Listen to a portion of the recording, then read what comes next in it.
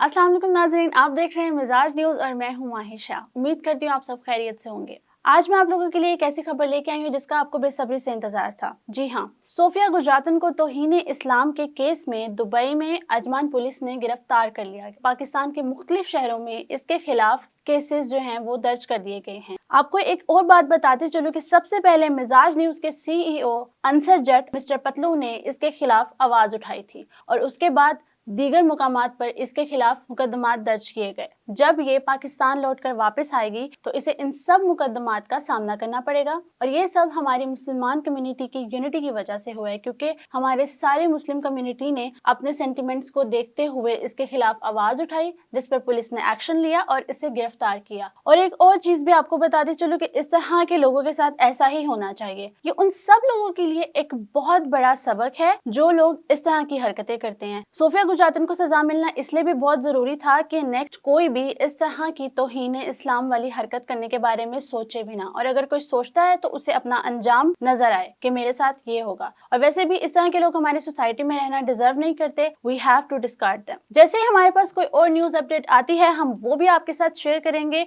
और अपडेटेड रहने के लिए हमारे चैनल को सब्सक्राइब कर दें और अपनी राय का इजहार करने के लिए कॉमेंट्स में हमें जरूर बताएं। वीडियो को लाइक करें, शेयर करें। Thank you.